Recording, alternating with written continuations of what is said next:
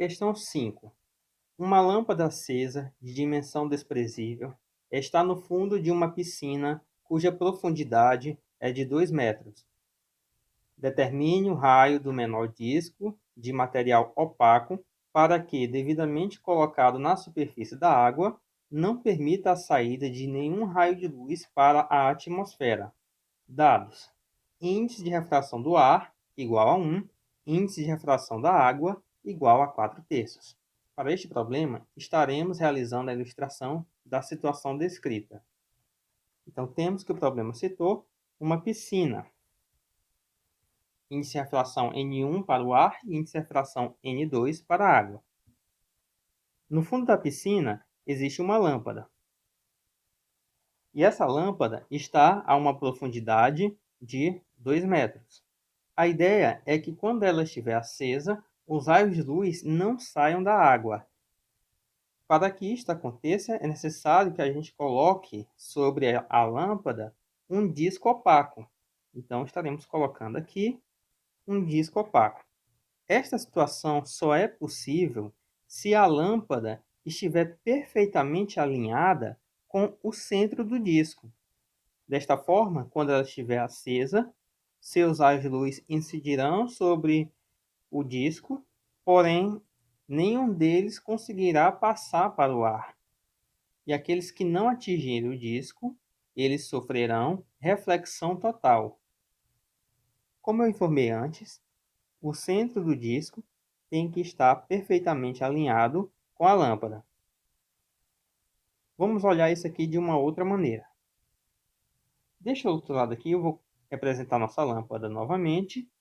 A lâmpada é uma profundidade de 2 metros e nós temos aqui o raio de luz, representado por essa setinha azul, incidindo aqui na superfície. Ao acertar a superfície, esse raio de luz ele acabou sofrendo uma refração sobre um ângulo de 90 graus. O ângulo entre esse raio incidente e esta reta normal corresponde a L. Então, esse ângulo L é o ângulo limite. Podemos também representar da seguinte forma. Podemos traçar aqui uma reta normal sobre um ângulo de 90 graus. E nós temos aqui o ângulo entre esse raio incidente e essa reta normal aqui, sendo o ângulo limite. Para resolver essa situação, devemos aplicar o seno do ângulo limite, onde ele corresponde ao índice de refração N1 dividido pelo índice de refração N2. Nesta segunda situação, estarei renomeando alguns pontos. Primeiro, este ponto aqui, estaremos chamando ele de A. O ponto onde o raio de luz atinge a superfície, chamaremos ele de ponto B. E esse aqui poderia ser o ponto C, mas eu prefiro chamar ele de L, de lâmpada. Aí você vai falar, mas já existe o ângulo L. Não tem importância. Então nós temos o triângulo ABLA. Esse triângulo, ele é um triângulo retângulo. Ele é retângulo em A. Ele existe aqui o ângulo L e existe um ângulo aqui em B. Primeiramente, para começar a resolver esse problema, estaremos determinando aqui o seno desse ângulo limite. Então, temos que o seno do ângulo L corresponde a N1, e foi informado que N1 é igual a 1, porque é o índice de refração do ar, dividido pelo N2, índice de refração da água, que corresponde a 4/3. Nós fizemos agora há pouco uma questão como essa, e encontramos que 1 dividido por 4/3 corresponde a 3/4. Então, seno do ângulo L é igual a 3/4. Atenção, pessoal. Eu vou desenhar aqui, neste canto, um triângulo. Esse triângulo que eu estou desenhando aqui, ele é um triângulo retângulo. E aqui nós temos um ângulo, que vamos chamar ele de ângulo alfa. O lado maior do triângulo, vamos chamar de A. Um dos catetos B e o outro cateto C.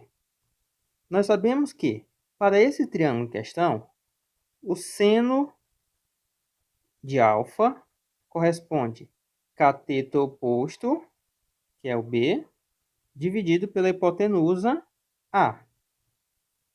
Sabemos que cosseno de alfa é igual a cateto adjacente C dividido pela hipotenusa A. E também sabemos que a tangente de alfa é igual a cateto oposto B dividido pelo cateto adjacente C. Certo? O que isso tem a ver com o nosso problema? Observa nessa situação, pessoal, o triângulo ABLA. Ele possui o ângulo L, ele é um triângulo retângulo, então podemos, através dele, determinar o seno, o cosseno e a tangente. Dessa forma, vamos chamar essa distância de A até B de R, pois esse aqui será o raio do nosso disco, e a distância de A até L, vamos dizer que vale 2. Vou colocar aqui para não esquecer. Distância de A até B corresponde a R, e a distância de A até L corresponde a 2. Então, para encontrar aqui a tangente desse ângulo L. Por que tangente? Porque o seno e o cosseno é necessário conhecer a hipotenusa. E nesse triângulo ABL, nós não sabemos qual é o valor da medida de B até L. Não sabemos quanto é que vale. Então, eu vou estar trabalhando com a tangente de L. Então, nessa situação, tangente do ângulo L é a mesma coisa que o cateto oposto a L corresponde a R, dividido pelo cateto adjacente, que é 2. Certo? Mas, e numericamente, sabemos que o seno de L é 3 sobre 4. E a tangente? Muito fácil, pessoal. Eu vou apagar aqui os nossos valores que nós temos nesse desenho que eu fiz agora há pouco. Vou apagar aqui. B, vou apagar o A, eu vou apagar o C e o alfa. Então, esse ângulo aqui, vamos chamar de L. E encontramos que o seno de L corresponde a 3 sobre 4, aqui nesse canto. Como é que calcula o seno do ângulo L? É o cateto oposto dividido pela hipotenusa. Então, o cateto oposto é 3, hipotenusa 4. Falta encontrar o cateto adjacente. Esse cateto adjacente, vamos chamar ele aqui de x. Para encontrar o valor de x, basta aplicar o teorema de Pitágoras. E nós sabemos que o teorema de Pitágoras ele vai dizer que 4 ao quadrado é igual a 3 ao quadrado mais x ao quadrado. Então, nós temos 16, o 3 passa para o outro lado, 16 menos 9 igual x ao quadrado. X é igual, 16 menos 9 vai dar 7, então nós temos mais ou menos raiz quadrada de 7. Como o x não pode ser um valor negativo, é um valor de medida, então nós temos que o valor de x é raiz de 7. Então aqui a tangente desse ângulo L, tangente de L, também corresponde ao valor de 3 dividido pelo cateto adjacente, que é raiz de 7. Vou apagar esses valores aqui. Não precisamos mais desses valores. Então, já que tangente de L corresponde a R sobre 2 e tangente de L corresponde a 3 sobre raiz de 7, logo, temos que R sobre 2 é igual a 3 sobre raiz de 7. O 2 passa multiplicando. Então, R é igual a 2 vezes 3, 6, 6 sobre raiz de 7. Multiplicando aqui raiz de 7 em cima e raiz de 7 embaixo, vamos encontrar que R é igual a 6 raiz de 7, e raiz de 7 vezes raiz de 7 vai dar 7. Então está aqui. Esse aqui é o valor dele, calculado em metros. Então, o menor raio para o disco corresponde a 6 raiz de 7 sobre 7. Essa aqui é a resposta da quinta questão. Então, vamos para a próxima questão. Questão de número 6. Um observador vê um peixe em um lago de águas límpidas na direção que forma um ângulo de 5 graus com a normal.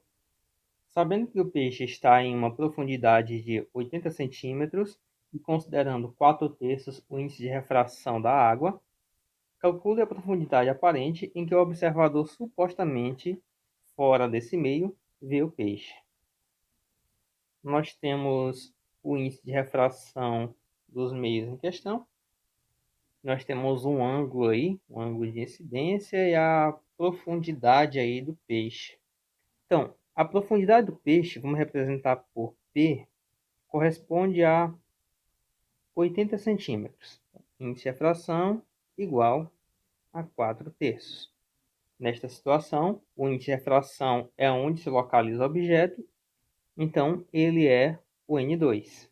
O observador está localizado onde o índice de refração é o ar, então é o N1, e corresponde a 1. O problema quer saber qual é a profundidade aparente do peixe.